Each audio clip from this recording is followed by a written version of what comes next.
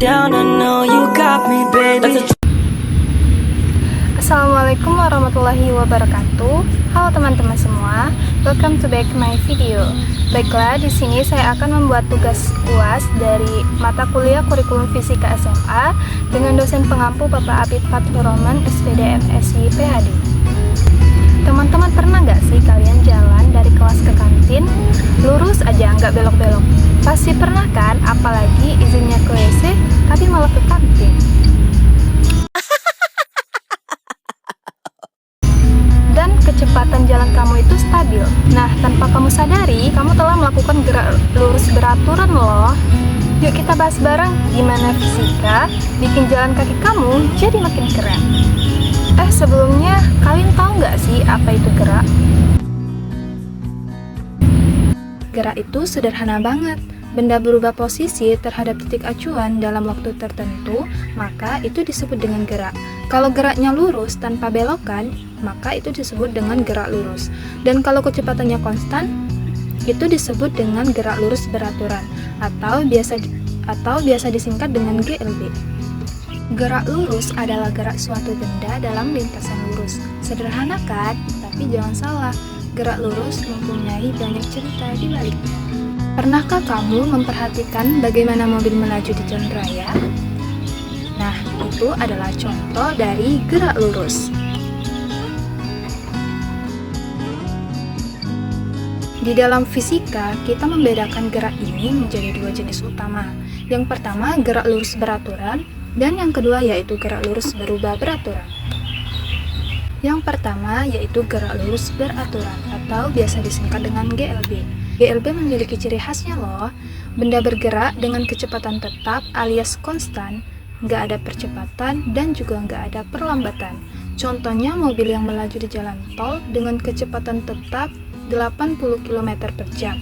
Dalam GLB, rumus yang sering kita gunakan adalah S sama dengan V dikali T, di mana S adalah jarak tempuh, V adalah kecepatan, T adalah waktu.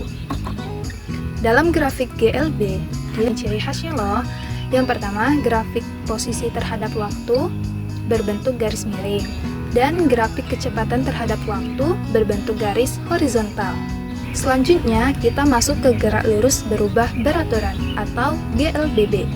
Berbeda dengan GLB, dalam GLBB, kecepatan benda berubah secara teratur setiap detiknya. Bisa semakin cepat atau dipercepat, atau semakin lambat atau diperlambat.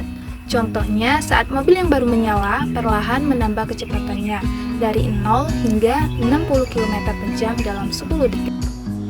Di GLBB, kita menggunakan beberapa rumus penting, yaitu yang pertama, V sama dengan V0 plus AT.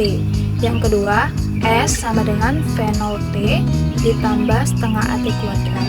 Yang ketiga yaitu V kuadrat sama dengan V0 kuadrat ditambah 2AS.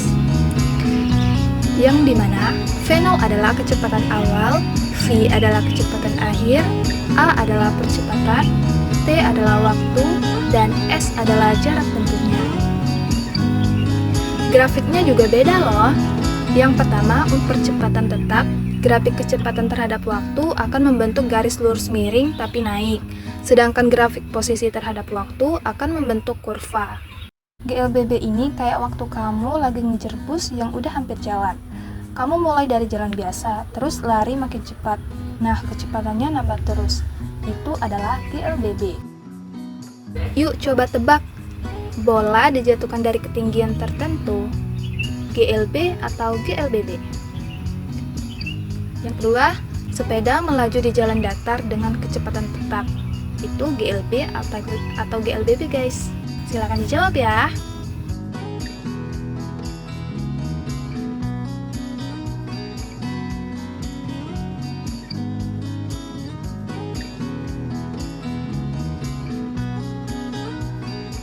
Jadi ingat ya, kalau kamu lagi jalan kaki, kamu lagi praktekin fisika. Seru kan? Fisika bukan cuma rumus, tapi juga cara kita memahami dunia. Oke, terima kasih sudah menonton. Wassalamualaikum warahmatullahi wabarakatuh.